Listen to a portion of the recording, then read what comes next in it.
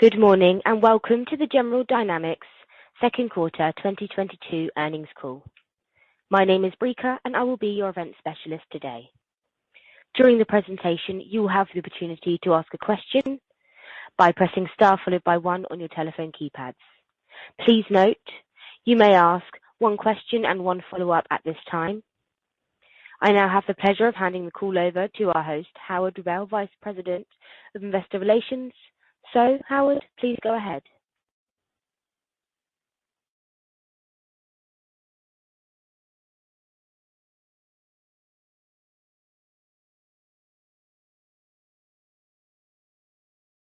Thank you, operator, and good morning, everyone. Welcome to the General Dynamics second quarter 2022 conference call. Any forward-looking statements made today represent our estimates regarding the company's outlook. These estimates are subject to some risks and uncertainties. Additional information regarding these factors is contained in the company's 10-K, 10-Q, and 8-K filings.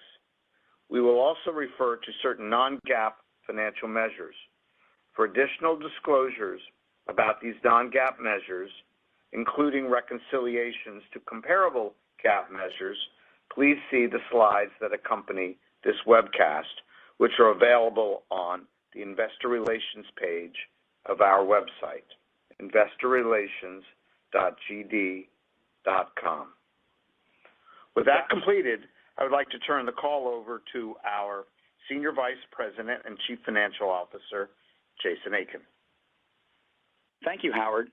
Good morning, everyone, and thanks for being with us. Before we get started, I want to let you all know that our Chairman and Chief Executive Officer, Phebe Novakovic, isn't able to join us this morning. She recently came down with COVID, but not to worry. She's on the mend and doing well, but she's asked me to cover today's call. With me is Bill Moss, our Vice President and Corporate Controller, who will cover some of the financial particulars that I would normally address. So with that, let's get into the results. Earlier this morning, we reported earnings of $2.75 per diluted share on revenue of $9.2 billion, operating earnings of $978 million, earnings before taxes of $923 million, and net income of $766 million. Revenue was essentially flat against the second quarter last year, but operating earnings were up $19 million. Earnings before taxes were up $42 million, and net earnings were up $29 million. Earnings per share were up 14 cents, a 5.4% increase. To be a little more granular, we enjoyed revenue increases at Aerospace and Marine Systems, offset by declines at Combat Systems and Technologies. We also had margin improvement in 3 of the 4 segments, which led to higher operating earnings and earnings before taxes against the year-ago quarter. From a slightly different perspective, we beat consensus by 3 cents per share on somewhat lower revenue, but somewhat higher operating margin than anticipated by the sell side. This led to the modest earnings beat. On a year-to-date basis, revenue, for all practical purposes, was even with last year's first half. Similarly, operating earnings were essentially flat, but earnings before taxes were up $46 million, net earnings were up $51 million, and EPS was up 25 cents, almost 5%. In the quarter, free cash flow of $435 million was 57% of net income. Cash flow from operating activities was 86% of net income. This was pretty good in light of the powerful first quarter cash. To that point, year-to-date free cash flow of $2.3 billion was 151% of net earnings. In summary, we had a solid quarter from an earnings perspective, and the year-to-date results give us a solid start to the year. So let me move right into some color around the performance of the business segments, have Bill add color around cash, backlog, taxes, and deployment of cash, and then I'll provide updated guidance. I'll try to keep my remarks brief to leave ample opportunity for questions. First, Aerospace. Aerospace had revenue of $1.9 billion, operating earnings of $238 million, and a 12.7% operating margin. Revenue was $245 million more than the year-ago quarter, or 15.1%, largely as a result of higher service center sales at Gulfstream and higher service volume, particularly FBOs at Jet Aviation. Operating earnings are up $43 million, or 22.1%, on a 70 basis point improvement in margins. So increased sales volume coupled with improved margins leads to very good operating leverage. We captured improved revenue on only 22 deliveries. We didn't deliver 4 G500 and 600s that were scheduled to deliver in the quarter. They've been deferred at customer request to the third quarter, awaiting removal of the FAA wind directive. However, 9 G500 and 600s, in fact, were delivered to customers in the quarter. So we delivered 9 of the 13 that were planned in the quarter. From an order perspective, we did very well once again. In dollar terms, Aerospace had a book-to-bill of 2 to 1. Gulfstream Aircraft alone had a book-to-bill of 2.7 to 1, even stronger if expressed in unit terms. As previously discussed, sales activity truly accelerated in the middle of February 2021 and continued on to the second quarter of this year. The pipeline and sales activity remain strong as we enter this quarter.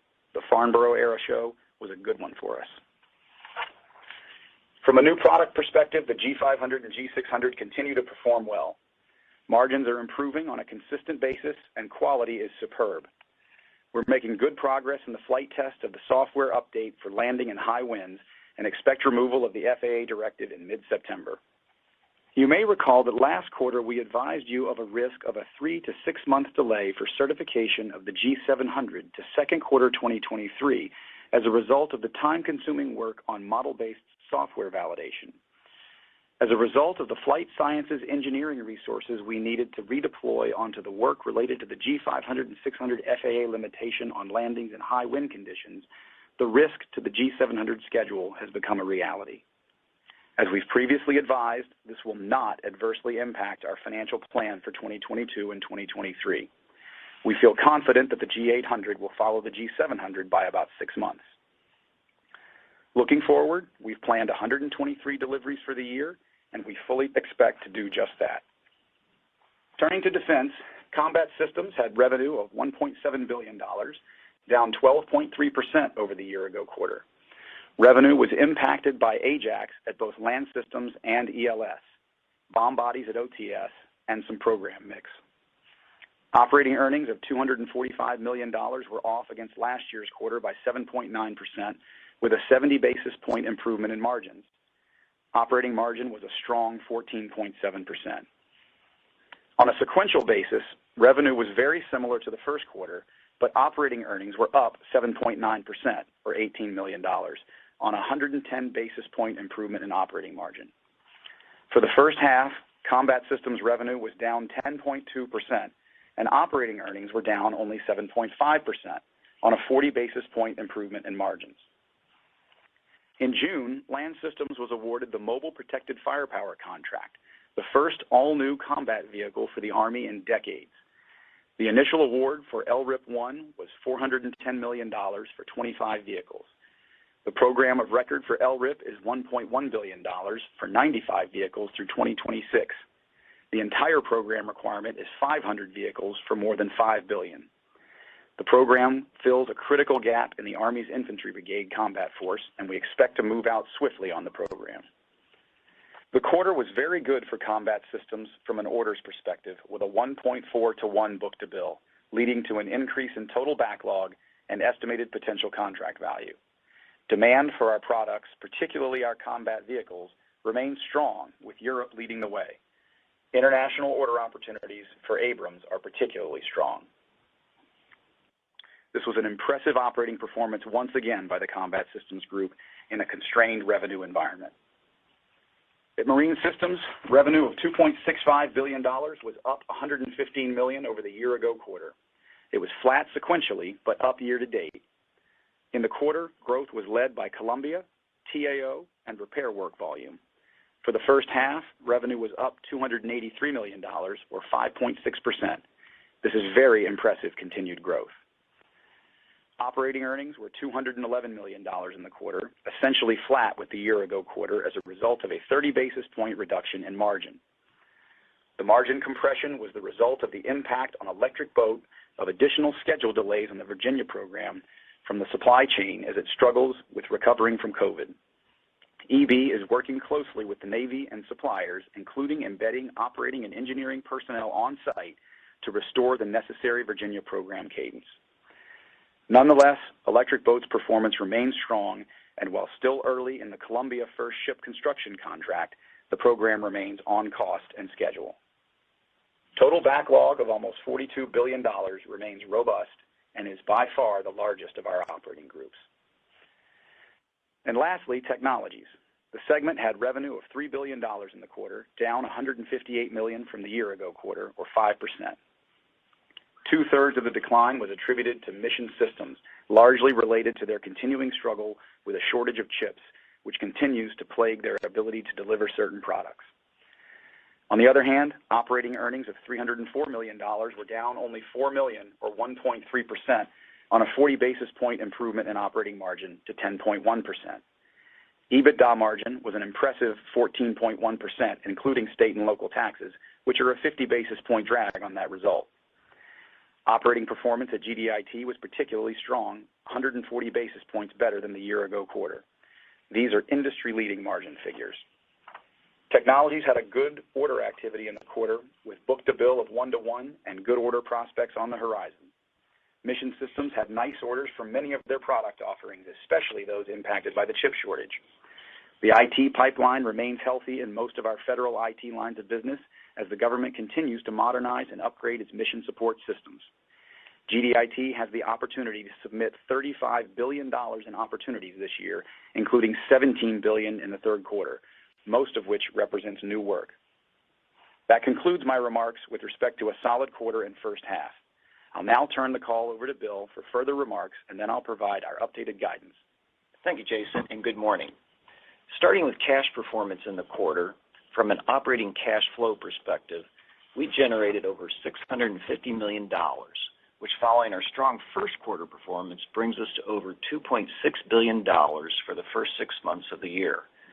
This was achieved once again on the strength of the Gulfstream order book and additional collections on our large international combat vehicle contract, which continues to receive payments as scheduled according to the contract restructure that occurred in 2020.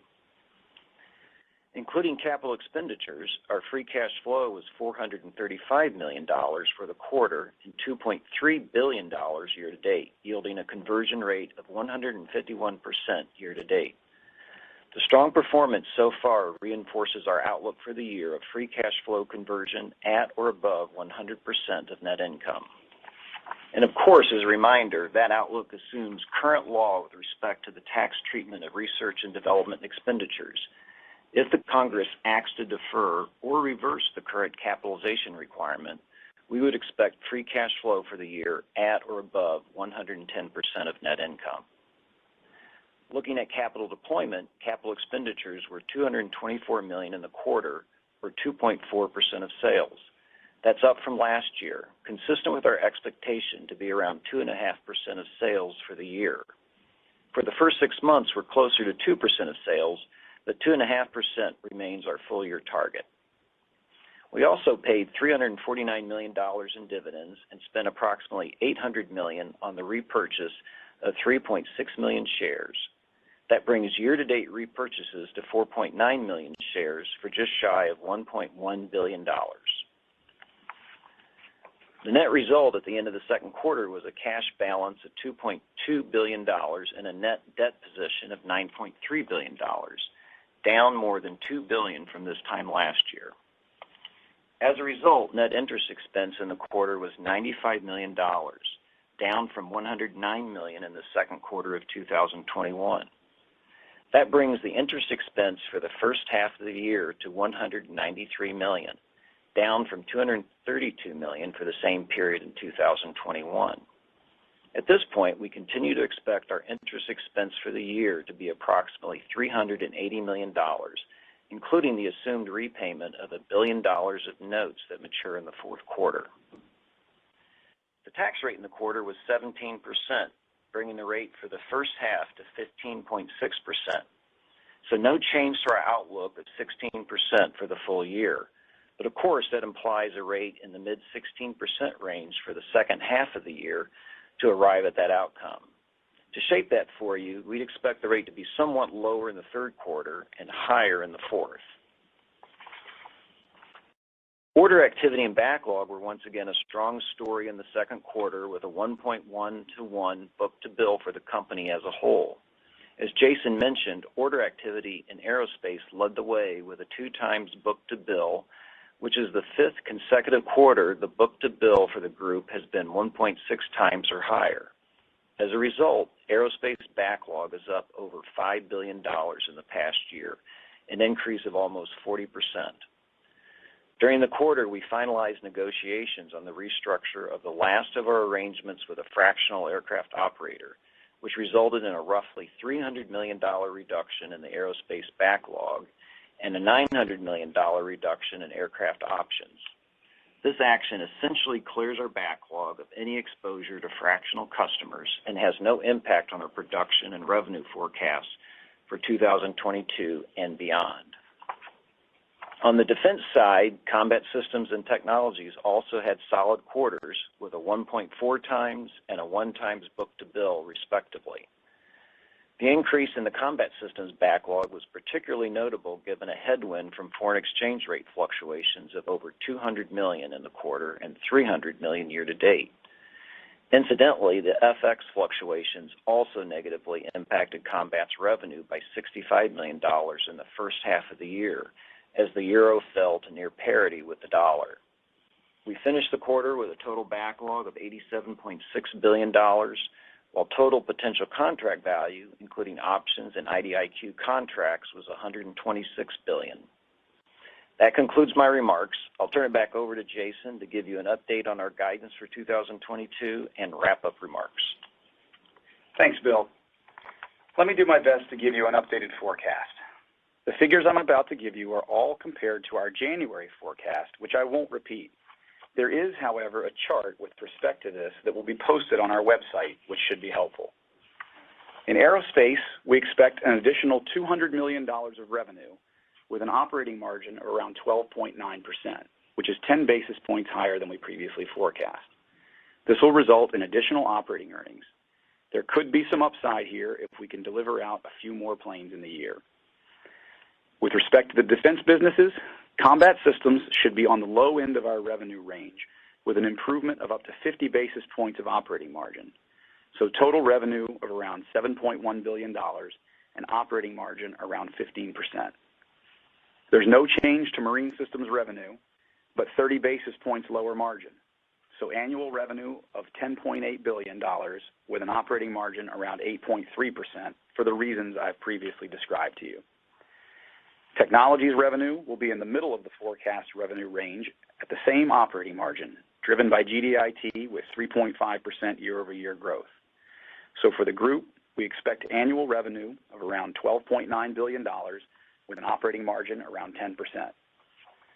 So on a company-wide basis, we see annual revenue at the higher end of our initial guidance and an overall operating margin around 10.8%, which is unchanged.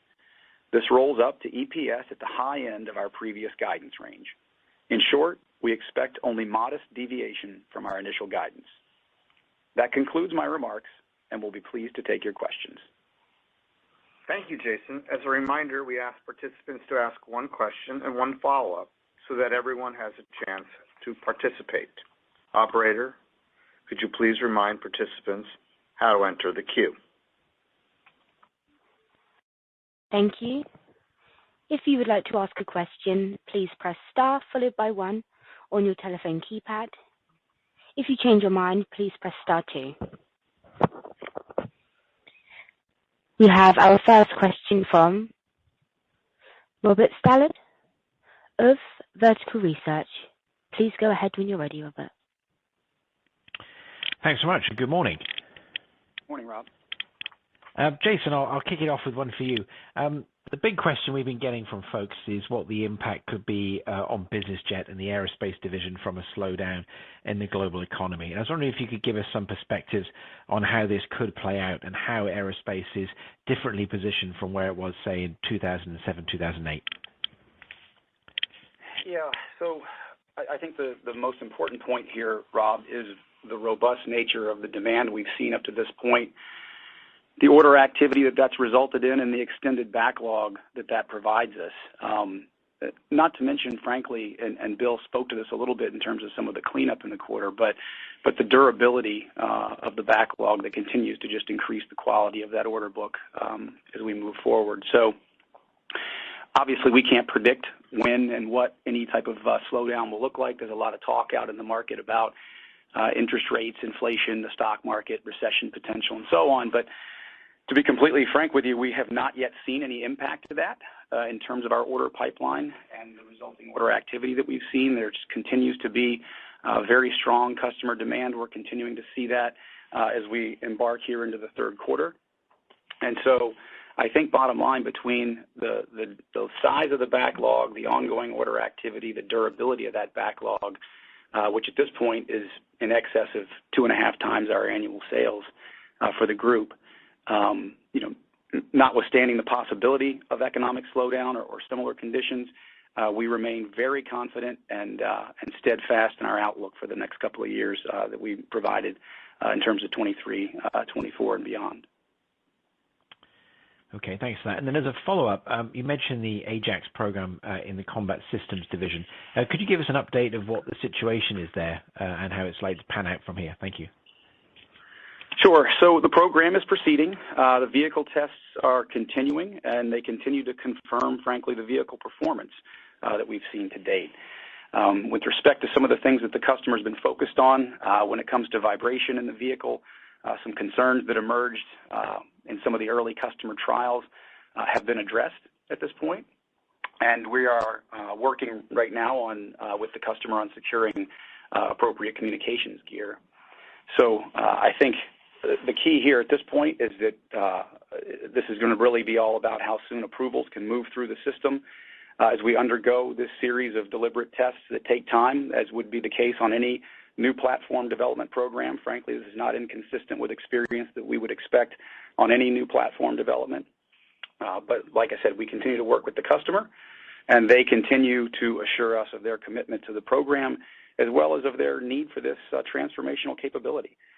So it's a ongoing path forward, continuing to make progress, and we expect to see ourselves to the other side of this testing and trials period soon enough, and onward and upward with the program. Thank you. We now have a question on the line from Seth Seifman of JP Morgan. Please go ahead when you're ready. Hey, thanks very much, and good morning. Morning, Seth. Good morning. Just to start off, I'm sure you've gotten this question a bunch of times, but with regard to moving forward on G500 and 600 and the landing restriction, it sounds like you're still on track to have that lifted this quarter. And just any color you can give on what gives you the confidence there, given that the Gulfstream, I think, has done all its work, but you're dependent on the FAA to do their work. No, you kind of summed it up nicely there, Seth. The fact is we have the software fix for this issue completed. It's been developed. It has been tested. It has been flown. And so we have great confidence in the efficacy of that software fix. And we are currently working with the FAA, Gulfstream and the FAA working concurrently toward the initiative to get this airworthiness directive resolved. The program plan for that is to complete by or before mid-September. To your point, we are in part dependent on the resources of the FAA to make that happen. But they have been very good about this. They are committing the resources that we think are necessary, and the teams are working together. And right now, everything seems to be right on track for resolution of this by the end of the third quarter. Great, thanks. And then just as a follow-up still in aerospace, this might be kind of a crude measure, but just looking at the revenue per aircraft in the quarter, it looks pretty strong. But obviously, we don't necessarily have all the information about mix and price and stuff like that. Can you tell us what the service growth was to help us hone in on that? And then you mentioned a fractional settlement. Did that have any impact on the revenue in the quarter, or any other backlog mechanics? Did those affect the revenue? On the service side, we did see very strong growth in the quarter. That's continuing a trend that we've seen since we've been emerging from the pandemic, both including sort of flight hour ramp up as activity and flight activity picks up around the world, as well as FBO activity at our jet aviation business, particularly on the U.S. side. So I think we had somewhere in excess of a 35% growth year over year in the quarter in service activity. And it's frankly that service activity that is driving the upside to the revenue and the outlook for the aerospace group for the year. As I mentioned earlier, we're still expecting our 123 aircraft deliveries for the year. So a couple $100 million of additional revenue for the year is coming from that service side of the business. And I know you referenced the cleanup we mentioned to the backlog, but I sort of missed the latter part of your question. Do you mind repeating what you were getting at there? I'm sorry, Seth. I hope he hasn't already dropped off the line. Perhaps you were getting at whether any of the cleanup in the backlog has affected any of the revenue or other aspects of the aerospace outlook. And the fact is, no, we're in good shape there. The cleanup, as I mentioned, or I think as Bill mentioned in the remarks, was related to an ongoing negotiation we had with our really last sizable fractional customer in that backlog. And we've come to a settlement with that customer, removed some of the airplanes and expired some of the options there. And none of that activity has any impact on the outlook for the business. So all forecasts remain intact. Great. Thank you.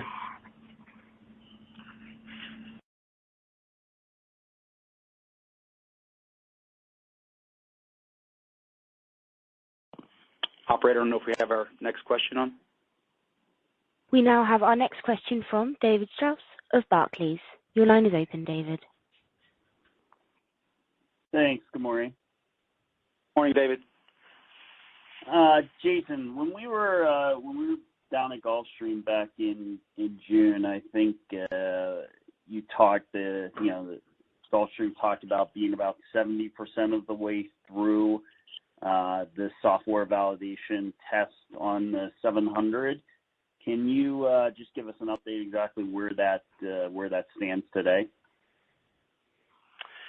I don't have an exact number on the update of 70%. Obviously, the progress on that software validation has been slowed somewhat by the fact that we've had to divert common resources in terms of those flight sciences engineers over to the fix on the 500 and 600. So that, as I mentioned before, is really what's sort of affirming our risk on the slip of the 700 entry into service. So there's been some modest progress there, but call it in that 70+% range remains where we are at this point. As soon as we get through that airworthiness directive resolution, we'll get those resources back on that program and moving forward to that updated EIS date. Okay, and as a follow-up, can you update us on supply chain? Any constraints you're kind of seeing on the Gulfstream side of things? I think when we were down there, it was discussed about some shortages on the engine side.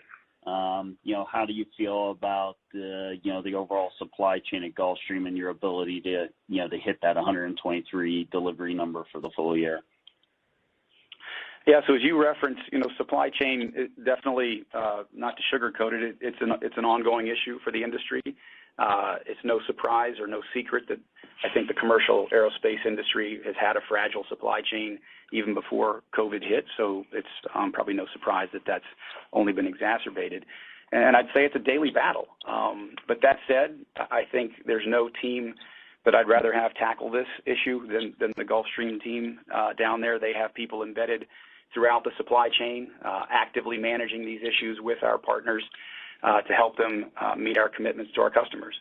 And so I think while there can be, issues from supplier to supplier, and it's an active management, activity that's going on, it's important to consider the impact of any part or subsystem or so on to the overall tack time of the airplane production process and ultimately the delivery schedule. So just because, let's say, a particular part may be, missing its due on dock date doesn't necessarily mean that that's going to impact overall completion of the airplane or delivery to the customer. Between workarounds that our team has in other efforts to keep the overall aircraft flow moving, we don't see any impact to the delivery outlook that we have for the year. Obviously, these types of activities aren't optimal. We want to get this corrected, frankly, for the benefit of the entire ecosystem.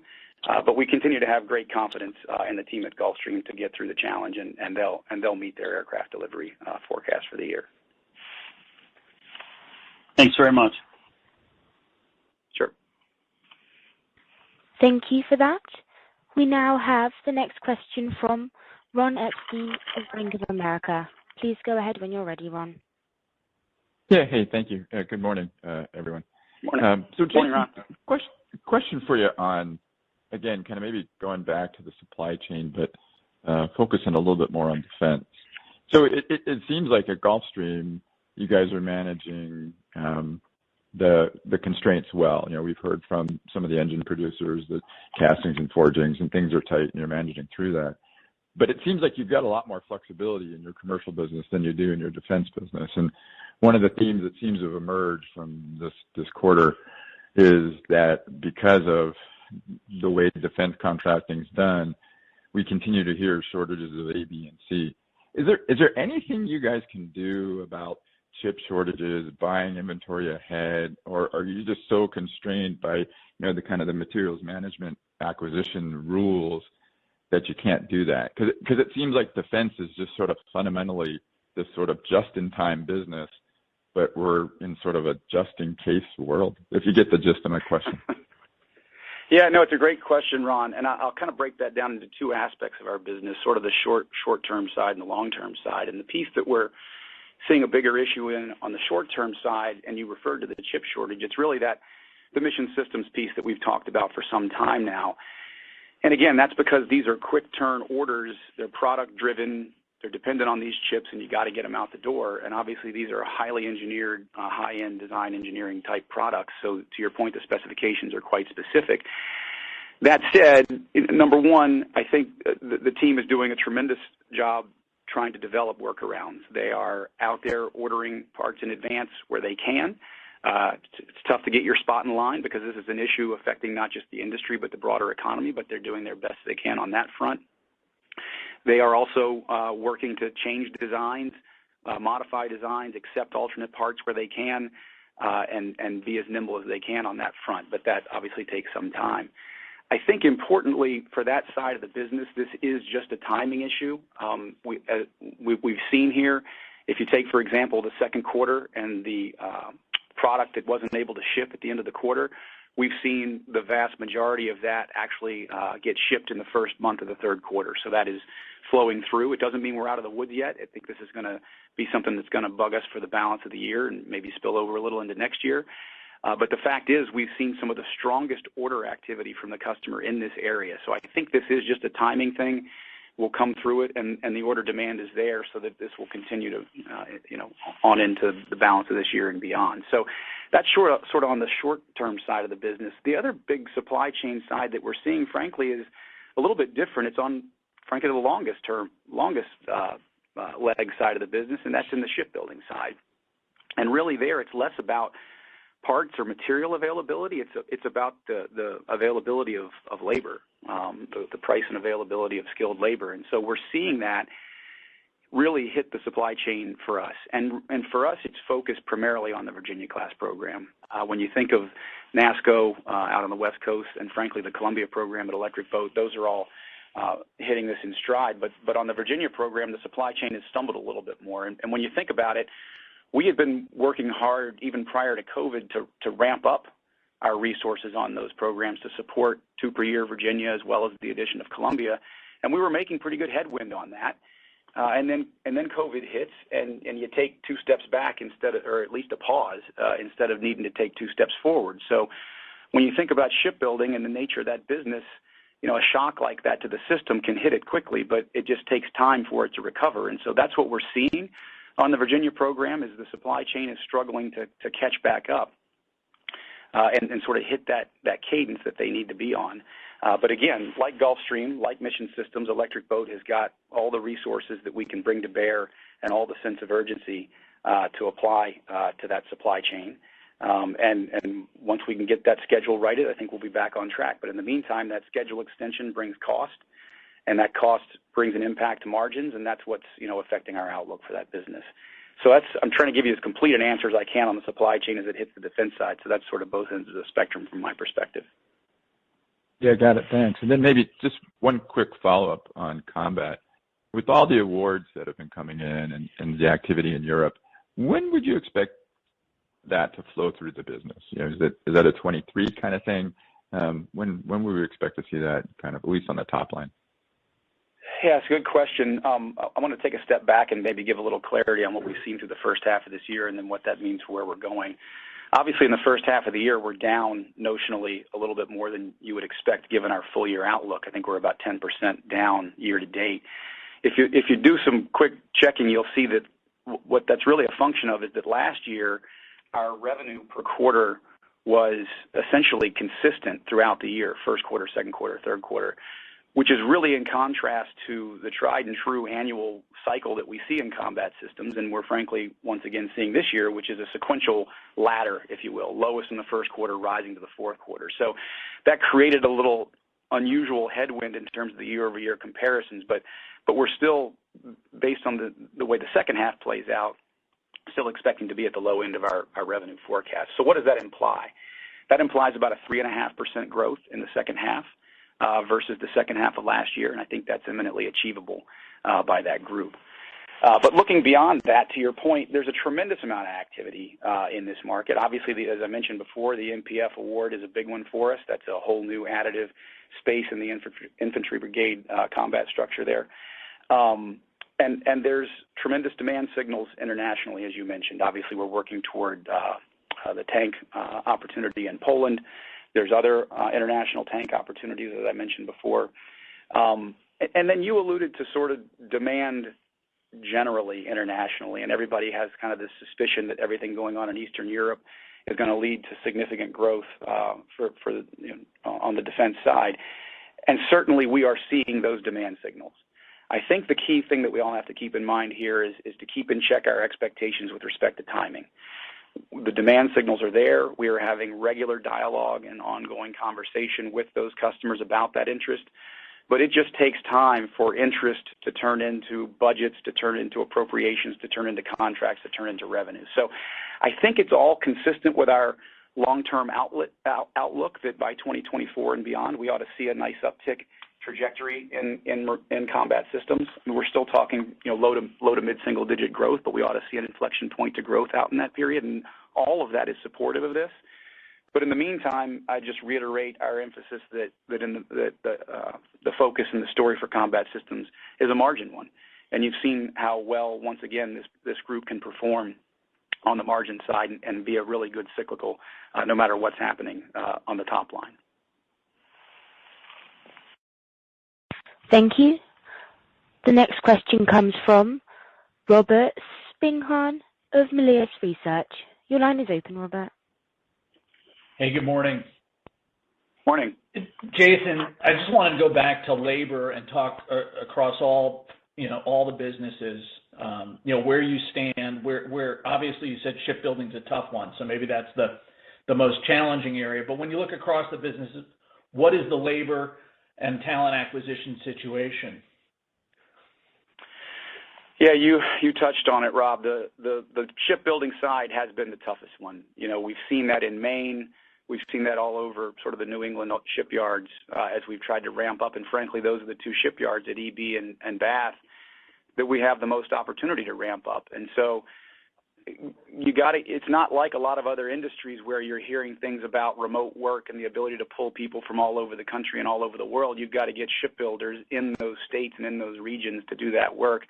And so that's what presents the challenge. The good news is as I mentioned, well before COVID, we had been ramping up and anticipating ramp up. And so we've had a lot of resources put in place as well as great partnerships at the state and local levels to get the kind of trade schools and apprenticeships and so on to make that happen. So I think the resources are in place. We've just got to keep our flow moving through those processes, keep our training capabilities up and running, and we can catch back up with this. It's just going to take time. And again, that's just sort of the nature of shipbuilding, and it's a challenge that those teams are up to. When you look on the other end of the spectrum, I think it's all about GDIT, and obviously they are in a hyper-competitive market for hyper-skilled talent, and that only gets more competitive all the time. I think the leading positions they have in their markets, the strong culture they have and continue to build with that workforce, and the opportunities that they provide their workforce within the company continue to, I think, put them in a good position to compete and keep and grow that talent. I'm not going to sugarcoat it, though. It's a war for talent every day, and it's our job to keep up with that and punch above our weight and continue to retain and draw in the kind of talent they need to do that work and as that business grows. So those are kind of the two ends of the spectrum. I think the other area that we monitor it closely is at Gulfstream. Obviously, with the growth they have, you need people to do that. I think not to underestimate the challenge that they have, but I think they've done a really good job of keeping up with it, and I don't see that as being as high a nail an item for Gulfstream in the moment. But it's nothing that we can take our eye off the ball on. They've got to keep at it, but I think they're up to that challenge as well. Okay, and then just as a follow-up, going specifically to Electric Boat and the focus on getting Columbia ramped up and the labor situation you just talked about there, have we seen any work packages move between Electric Boat and Newport News in order to manage volumes and address labor shortages either for you or for them? Rob, I hate to give you this answer, but that's the kind of thing I don't think I should probably get into too great a detail. We're obviously work very closely with them as our teaming partner on Virginia as well as our subcontractor on Columbia. And it's a three-part conversation between us, Newport, and the Navy to make sure that we're doing everything we can to support that customer and the growth that they need. And I think that's the most important message is we're going to do everything we can to support that customer, and we're working together as a team to do that. And both sides, I think, have a mutuality around that that's very important and very supportive. So. Okay, fair enough. Thanks, Chris. Sure. Thank you. We now have the next question on the phone lines from Doug Harned of Bernstein. Please go ahead when you're ready. Good morning. Thank you. Hey, good morning, Jason, Doug. I wanted to see if you could give us a little bit of a picture on the mix of Gulfstream orders. And in particular, the G650 has extended longer than I think you all first expected with strong demand. Can you give us a sense of what the mix is and then also how you're looking at G650 production over time? Yeah, you're absolutely right. The G650 order activity continues to be robust, frankly, beyond even what we, I think, perhaps conservatively expected. I think we've said a couple times now in the past, and it continues to be the case, that the announcement of the G700 and the G800 have absolutely, for our market and our customers, clarified where we are with this family of aircraft, and it clarifies what the 650 is in terms of an opportunity for those customers. So that airplane, I think, continues to have legs to it. To make no mistake about it, the 800 is the replacement for the 650, and as the 800 comes into service, we will work the 650 out. There may be some modest overlap as we feather in, from one to the other. But I think what this outsized demand on the 650 does is it gives us a lot of optionality. It gives us opportunity if this demand environment continues with respect to our outlooks for 23 and 2024. We'll have to see how that plays out. It's also giving us the optionality to deal with some of these issues we've talked about with the certification process. As the 700 slips, we're not backtracking on our commitments to the delivery units, the revenue, and the earnings forecast that we've given for 22, 23, and 24. And frankly, the 650 demand is helping with that, as well as the demand environment in general. And to that point, you kind of asked about the whole portfolio, and I think there's some question and speculation out there among the community about this airworthiness directive and what that might mean for the 500 and 600. And I'd tell you, again, we delivered the vast majority of the airplanes that we intended to this quarter. We expect that to be resolved by the end of the third quarter. And when you look at the order activity in the second quarter, I think the 500 and 600 represented about half the order activity that we had. So there's no signs of slowing down there. Our customers understand what this little bump in the road is. And so those platforms continue to be very well supported. So across the board, and I didn't even mention the G280, that continues to have great order demand. I think the mid-cabin space has really picked up in the aftermath of COVID. So really across the board, in the portfolio, we see broad-based demand for our airplanes. Well, and then just as a follow-up, switching over to technologies, I mean, I know you've had challenges with award protests and, so there have been some difficulties, but this is something where we've been looking for growth for a long time. And if you look out over the next few years, I mean, how are you thinking about technologies in terms of a growth trajectory? Because we just haven't really seen it yet. So obviously this is a conversation we've been in for some time now, and I think if you look back, we had low single-digit growth last year. We're expecting modestly better growth this year, and as I reiterated earlier, our updated outlook for the year is spot on in the middle of our revenue forecast range we gave back in January.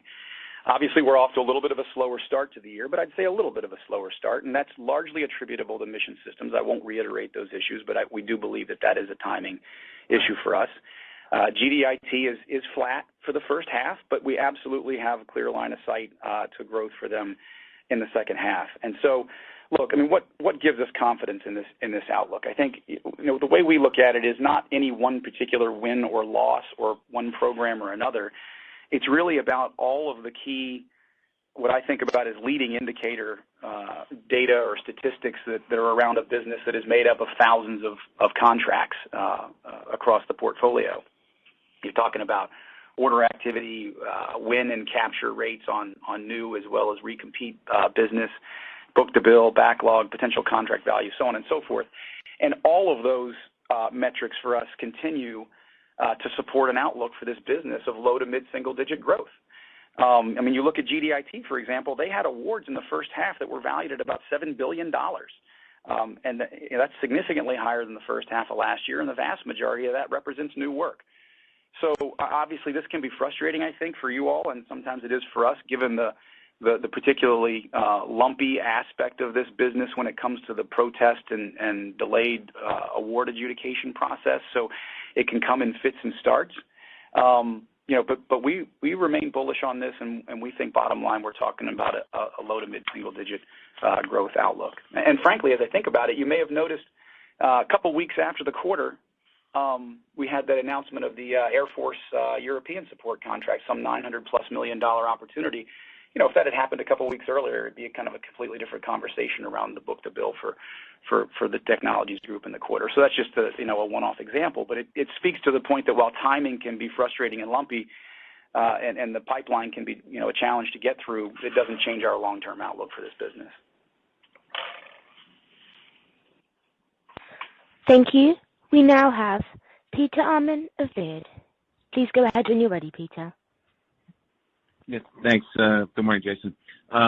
Hey, Jason, maybe we'll get to just your updated thoughts on, we've seen the markups from defense budget working their way through the Senate and the House. How is that, impacting some of your defense business? And obviously, and there's been a focus on combat and technology, so kind of returning to growth, and just kind of any color you could provide there, that'd be helpful. Yeah, I think the two things that I'd point out, it's obviously still very early in that process, but bottom line, as you'd expect, shipbuilding remains extremely well supported. You can see the numbers there, and so that I think is just continues to be supportive of our, an underpinning of our outlook for the ongoing $400 to $500 million a year growth in the Marine Systems business. So all positive there. I think the greater area of maybe anxiety or speculation is around combat systems and the Army budgets. We'll see where that goes. This is obviously something that ebbs and flows and has a lot higher beta in terms of an Army budget on an annual basis than on the Navy strategic side. But the fact is, we can't ignore the fact that there's a significant amount of support among the Congress for increasing defense budgets. So,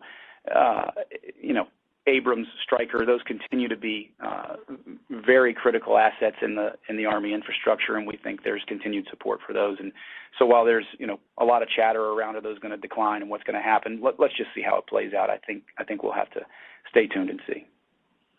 Okay, and just as a quick follow-up, your thoughts on just any impact if we have a continuing resolution. Obviously, this is not you guys have managed through a lot of continuing resolutions, so just thoughts on any impact there. Yeah, I don't see any real high anxiety in the moment. It's obviously something, to your point, that we've learned to work with and work around. It's certainly not desirable by any stretch of the imagination, but it's almost become part of our annual reality. I think until these things get into a 6-7 month plus type of situation, that's when it really starts to affect our shorter cycle business on the technology side, perhaps in the munitions side. But beyond that, we really don't see a significant impact at this point. Again, it's unfortunate. We don't like it, but we've learned to try to operate around it.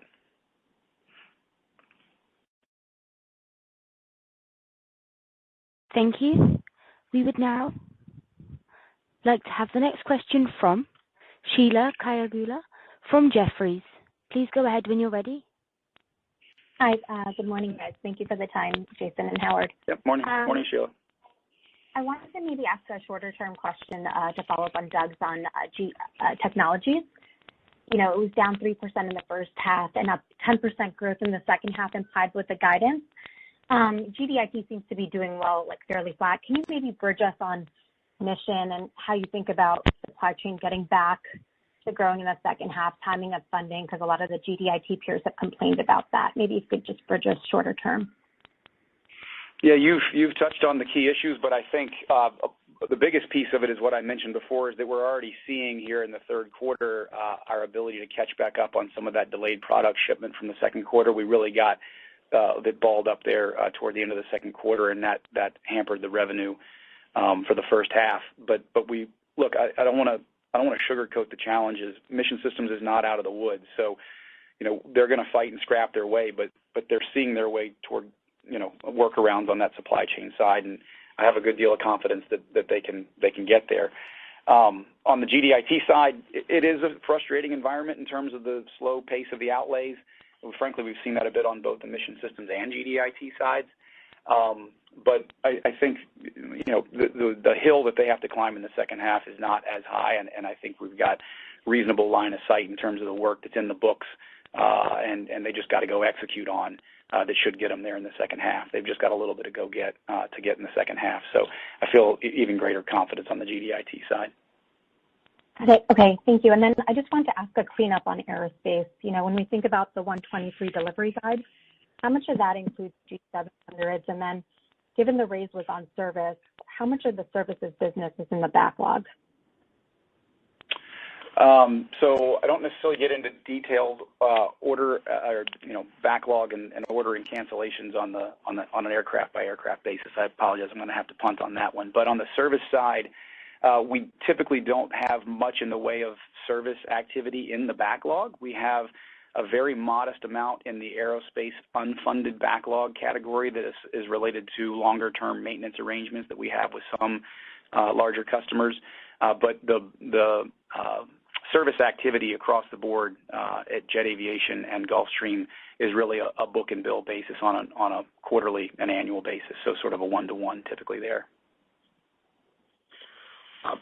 Operator, we will just take one more question. Thank you.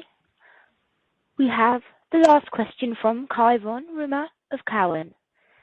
You may proceed with your question.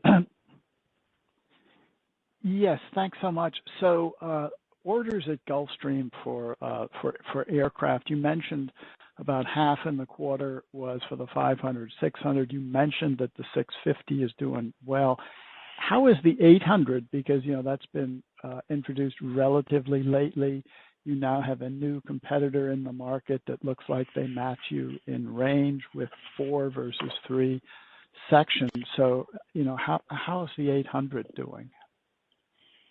The demand for that aircraft is quite solid, Kai. It's doing well every quarter, booking orders. I think, between the fact that the 650 is still taking orders and the fact that the EIS for the 800 is still a good ways out, we're not expecting a massive surge in orders. As we start to move closer to that transition, you might expect it to pick up and shift more from the 650 to the 800. But right now, I'd tell you it's just good, solid order activity that is very much supportive of our EIS timing and our expectations for that airplane. Terrific. And if you could give us a little bit more color in terms of the order potential for combat? You mentioned Europe is strong. You mentioned Abrams. How about the rest of your vehicles? How about the munitions business? So the rest of the vehicles, you have to think about our European land systems business. They have an extremely large installed base of wheeled and tracked combat vehicles that on the one hand have a replacement cycle with them that offers some opportunity in the out years, as well as it provides incentive for those who are trying to bring up their level of defense spending to do so in a way that aligns with their allies. And if their allies are operating and fighting one particular platform or another, that's an incentive for those who are starting to spend up more to achieve commonality with those allies. So we think that puts us in good stead for these opportunities that are coming out of threats in Europe. Across the board, though, to be a little more specific, a lot of this stuff is either in the backlog or on the horizon. When you think about the Spanish 8x8 vehicle, you've got again the potential, the impending order for tanks out of Poland. We're talking with Romania, Switzerland. All of those are sort of bread and butter countries are all looking at increased spending on a variety of platforms. So that plus just sort of this, again, generic increased level of indicated interest across Europe, particularly Eastern Europe, I think it provides tremendous potential opportunity. It's just too early to try and count any of that and anticipate exactly when or what that looks like. Timing in Europe often can be a challenge, so it would probably be a bit of a fool's errand for me to try and get too specific around that. But we do see a good, robust environment to support it with combat. You're welcome. And Breka, operator, I think we are done with the question and answer period, and I thank everybody for joining the call today. And as a reminder, please refer to the General Dynamics website for the second quarter earnings release and the highlights presentation, which will contain our earnings outlook. If you have any additional questions, I can be reached at 703-876-3117. Breka, you can now indicate the call's over, please. Thank you. That does conclude today's call. Thank you all again for joining. You may now disconnect your line.